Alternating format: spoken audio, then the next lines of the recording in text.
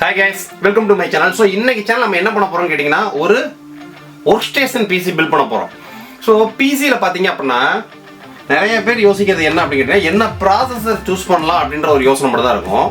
ஆனா இந்த ஒரு processor வச்சு ட்ரேடிங்க்கு தனி செட்டப் பில்ட் பண்ணலாம், கேமிங்க்கு தனி செட்டப் பில்ட் பண்ணலாம். So workstationன்றது தனி செட்டப் பில்ட் பண்ணலாம்.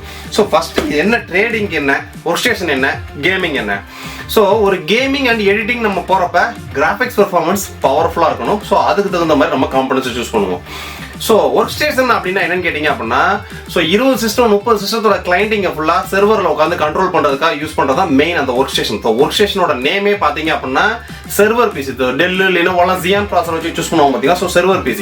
So சர்வர் PCல நம்ம workstation PC பில்ட் பண்ற அளவுக்கு ஒரு ஸ்பெக்க நம்ம சர்வர்ல எதிர்பார்த்தோம் அப்படினா இதுல 1 lakh வந்தா அதுல 2 லட்சம் ரூபாய் கிட்ட வரும்.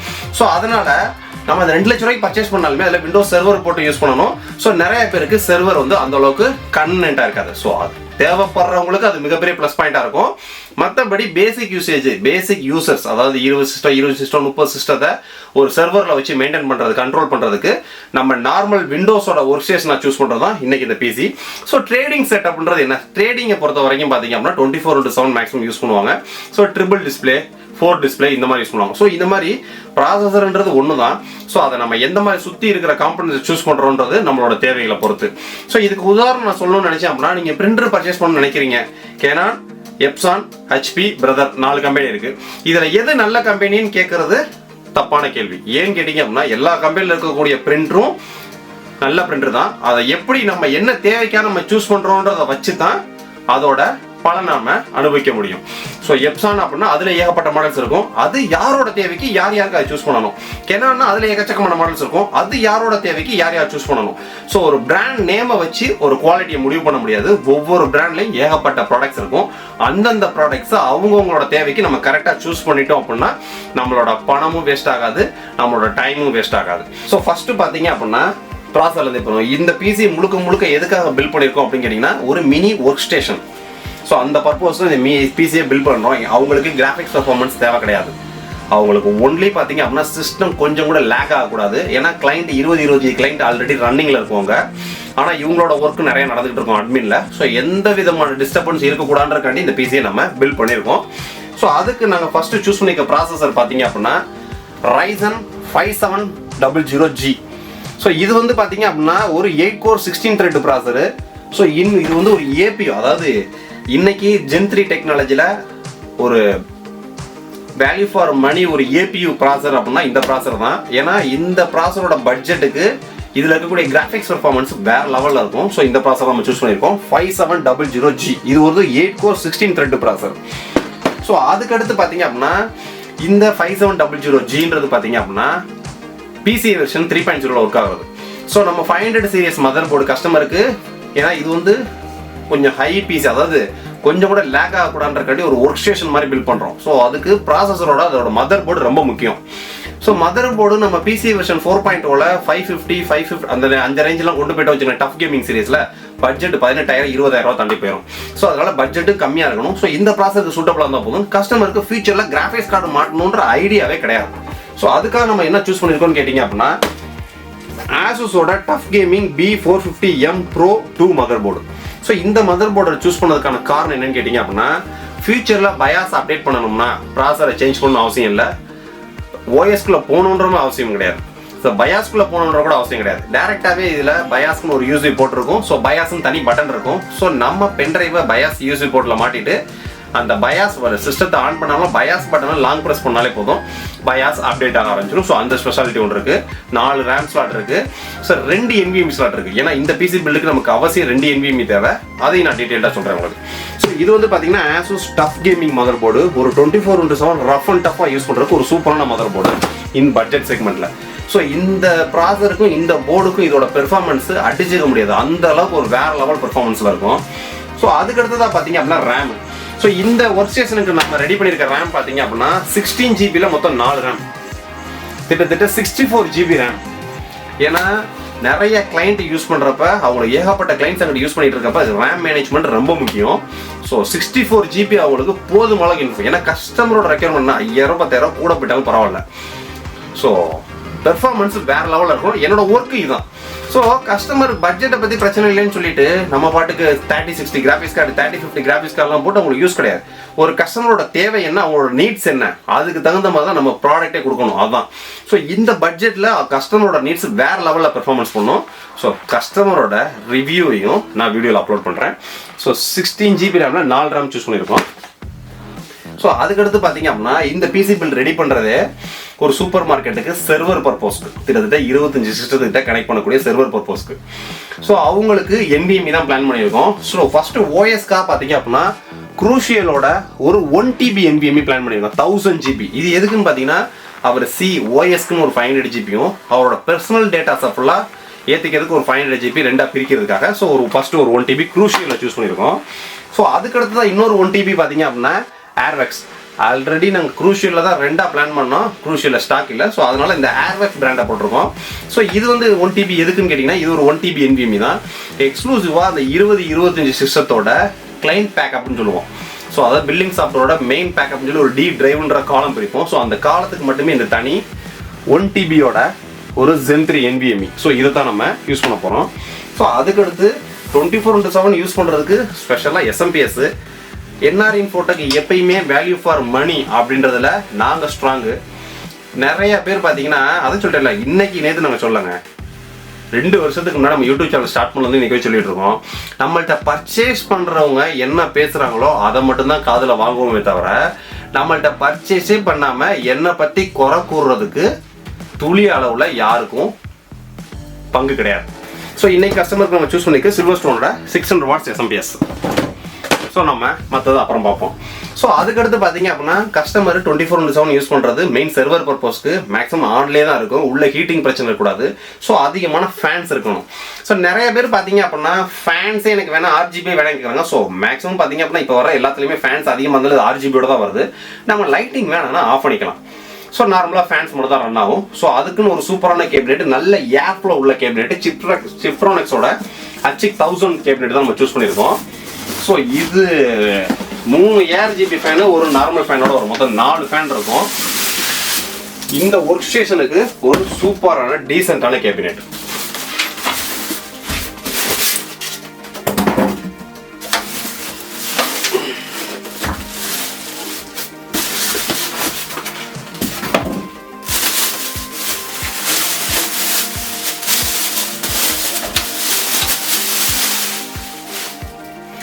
ஃபியூச்சரில் வேணும் அப்படின்னா மேலே இன்னும் 2 ஃபேன் நம்ம போட்டுக்கலாம். சைடு ஃபுல் டெம்பர் கிளாஸு, ஃப்ரண்ட்டில் 3 ARGB ஃபேன்ஸு. ஸோ வேறு லெவலில். ஸோ இந்த மாதிரி நாங்கள் ஏகப்பட்ட கஸ்டமர்ஸ்க்கு பிசி பில் ரெடி பண்ணி அனுப்பிச்சுட்டு இருக்கோம். ஸோ நம்ம ஆல்ரெடி சொல்கிறது தான். ஸோ நம்மள்கிட்ட கேமராமேன்ஸ்னு யாரும் கிடையாது, எடிட்டர்னு யாரும் கிடையாது. நம்ம ஆஃபீஸில் இருக்கிறது ஃபுல்லாக பார்த்தீங்கன்னா மேக்ஸிமம் 4-5 பேர் லேடிஸ் மட்டும்தான். ஸோ ஜென்ஸ் 2 பேர் இருப்பாங்க. ஒன்று டிரான்சிஸ் டிபார்ட்மெண்ட்டு, இன்னொருத்தவங்க அவுட் சர்வீஸ் டிபார்ட்மெண்ட்டு. ஸோ உள்ள இந்த மாதிரி என்னோட ஒர்க் நான் உட்காந்துருக்க சேரில் உட்காந்து என்னோட ஒர்க் இந்த யூடியூப் சேனல் சம்மந்தப்பட்ட ஒர்க் ஃபுல்லாக பார்க்குறது 1 man army ஒர்க் தான்.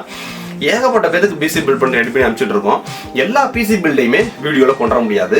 ஏன்னு கேட்டிங்க அப்படின்னா நான் வீடியோ எடுத்து முடிச்சு வாய்ஸ் ஓவர்லாம் தனியாக கொடுக்கறதுக்கோ ஸோ எடிட்டிங் பண்ணுறதுக்கோலாம் பெரிய லெவலில் நேரம் கிடையாது. வீடியோ எடுத்தோம்னா மேக்ஸிமம் அப்படி தான் அப்லோட் பண்ணிட்டு இருப்பேன். சொல்ல போனால் நம்மளோட சேனலில் இருக்கக்கூடிய ஒரு 70% வீடியோ 1 shot வீடியோ தான் இருக்கும். ஸோ அதாவது ஒரே ஷாட்டில் ப்ளே ஆன வீடியோ தான் நம்ம அப்லோட் பண்ணியிருப்போம். அது நிறைய பேர் பார்த்தீங்கனாலே தெரியும். ஸோ இப்போ இந்த பிசியை நம்ம பில் பண்ண ஆரம்பிச்சிருவோம். ஸோ இந்த பட்ஜெட் செக்மெண்ட் இதோட பட்ஜெட் எவ்வளோ வருன்றீங்க மிஞ்சி போனால் ஏன்னா கஸ்டமருக்கு monitor 1 KB UPS keyboard mouse எல்லாமே சேர்த்து ஒரு 1,10,000 ரூபாய்க்குள்ள தான் வந்திருக்கு. ஸோ சிபியோட பட்ஜெட் மட்டுமே பார்த்தீங்கன்னா ஒரு 90,000 ரூபாய்க்குள்ள தான் வரும். 64 GB ரேமோட வேற லெவல் பெர்ஃபார்மன்ஸ்.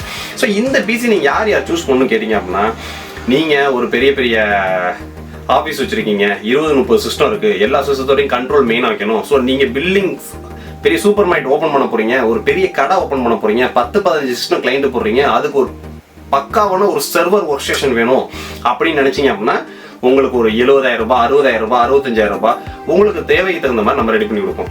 ஸோ கஸ்டமரோட நீட்ஸை கிளியராக புரிஞ்சு அவங்களுக்கான காம்பனன்ஸை கரெக்டாக கொடுத்துட்டு இருக்கிறதுனால மட்டும்தான் இன்னைக்கு வரைக்கும் நம்ம சேனலில் ஸ்டாண்டாக நிற்க முடியுது. ஏன்னா மற்ற யூடியூப் சேனல் மாதிரி சும்மா படம் காமிச்சு பயாஸ்கோப் காமிச்சு வீடியோ எடுத்து பயங்கரமாக எடிட் பண்ணி போட்டு படுத்துங்கிற வியாபாரம் கிடையாது. இங்கே வீடியோவில் நடக்கக்கூடிய ஒவ்வொரு ப்ராக்டிக்கல் விஷயத்தையும் கஸ்டமருக்கு ரியாலிட்டியாக காமிச்சுக்கிட்டு இருக்கோம் நாங்கள். அதான் எங்களோட வேலை. ஸோ நம்மளோட சேனலை இன்னும் மிகப்பெரிய லெவலில் கொண்டு வரதுக்கு உங்களோட சப்போர்ட் ரொம்ப முக்கியம். நம்ம சேனலுக்கு வரைக்கும் சப்ஸ்கிரைப் பண்ணால் சப்ஸ்கிரைப் பண்ணி பக்கத்தில் இருக்க பெல் பண்ண கிளிக் பண்ணிச்சுங்க. நெக்ஸ்ட் வர ஒவ்வொரு வீடியோஸும் உங்களுக்கு யூஸ்ஃபுல்லாக இருக்கும். ஸோ இப்போ நம்ம பிசியை அசம்பிள் பண்ண ஆரம்பிச்சிடும்.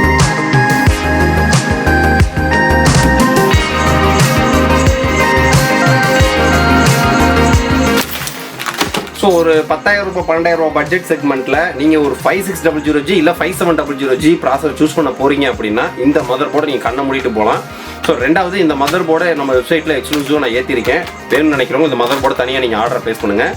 மூணாவது, இந்த மதர் போர்டில் நீங்கள் 5600G 5700G யூஸ் பண்ணுறதுக்கு பயாஸை அப்டேட் பண்ணணுன்ற அவசியமே கிடையாது, டிஃபால்ட்டாக ஒர்க் ஆகும்.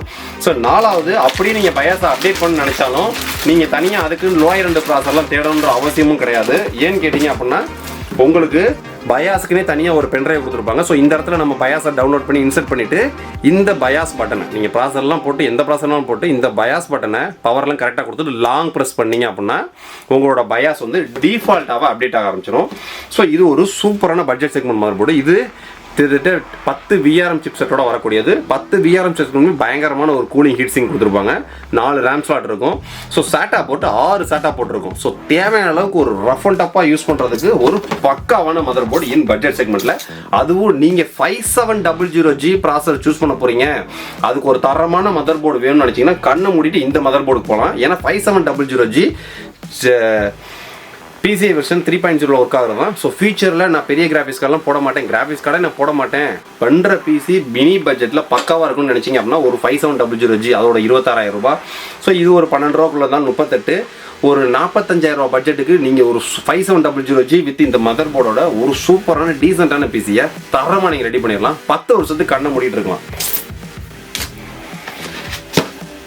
ஸோ அதுக்கடுத்து கஸ்டமருக்கு இந்த ப்ராசர் நம்ம போர்டுக்கு மாட்ட போகிறது 5700G ஒரு பிக்கஸ்ட் APU.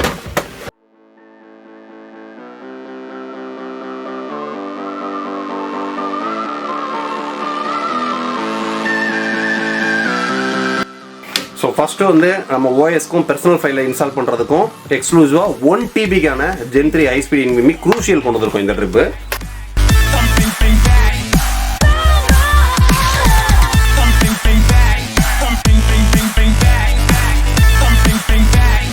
நெக்ஸ்ட் பார்த்தீங்க அப்படின்னா 25 கிளைண்ட்டோட டேட்டா பேக்கப்பையும் இந்த 1 TB NVMe கொண்டு வரதுக்காக இன்னொரு NVMe போடுறோம்.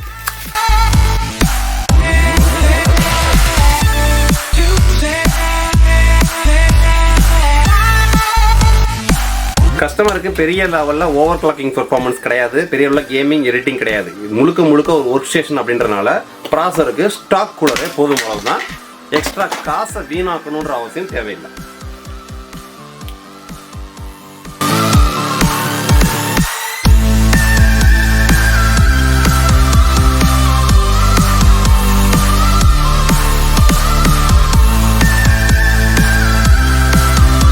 இப்போ ரேம் எத்தனை இன்ஸ்டால் பண்ண போகிறோம்? ஸோ 16GB ரேமில் மொத்தம் 4 RAM.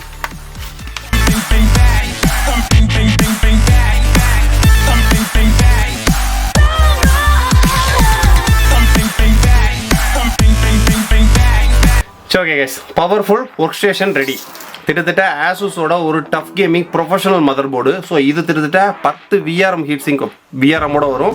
ஸோ அந்த VRMக்கும் பவர்ஃபுல்லான ஹீட் சிங்க் கொடுத்துருப்பாங்க. ஸோ ரெண்டாவது ஐஓக்கும் பார்த்தீங்க அப்படின்னா ஒரு பவர்ஃபுல்லான டிசைனிங் பக்காவாக கொடுத்துருப்பாங்க.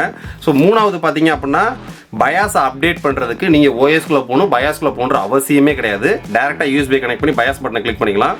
ஸோ நாலாவது பார்த்தீங்க அப்படின்னா கஸ்டமரோட ஓஎஸ் இன்ஸ்டாலேஷன் பர்சனல் பேக்கப்புக்கு க்ரூஷியலோட high speed Gen 3 NVMe 1 TB போட்டிருக்கோம். ஸோ இது போக பார்த்தீங்கன்னா 20-25 சிஸ்டத்தோட கிளைண்ட் பேக்கப்புக்கு ஃபுல்லாக இன்ஸ்டால் பண்ணுறதுக்கு பேக்கப் ஸ்டோரேஜ்னு சொல்லி 1 TBக்கான Gen 3 ஹை ஸ்பீட் NVMe தான் எக்ஸ்ட்ரா கொடுத்துருக்கோம். ஸோ கஸ்டமர் கிட்டத்தட்ட 20-25 டேப்பை அட் அ டைத்தில் யூஸ் பண்ணுற அளவுக்கு ஒரு பெர்ஃபெக்டான 16GBல 4 RAM போட்டிருக்கோம். கிட்டத்தட்ட 64GB RAM. ஸோ ஒரு பவர்ஃபுல்லான APU ப்ராசர் 8 core 16 த்ரெட்டோட வரக்கூடியது. ஸோ இன் பட்ஜெட் செக்மெண்ட்டில் ஒரு mini work station ready. So அடுத்து கேபினெட்டில் ஃபிக்ஸ் பண்ணுறோம், SMPS ஃபிக்ஸ் பண்ணுறோம், ஆன் பண்ணுறோம். நெக்ஸ்ட் டீட்டெயிலை பார்ப்போம்.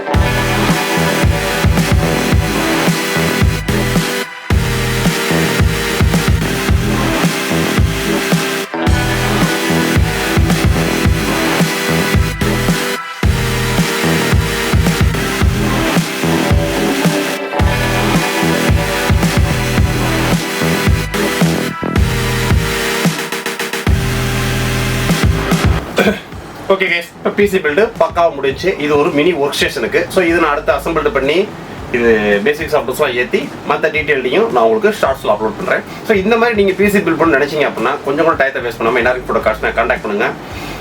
என்ஆர் இன்ஃபோடெக்கு தேவை உங்களோட பட்ஜெட்டு, உங்களோட ரெக்யர்மெண்ட்டு.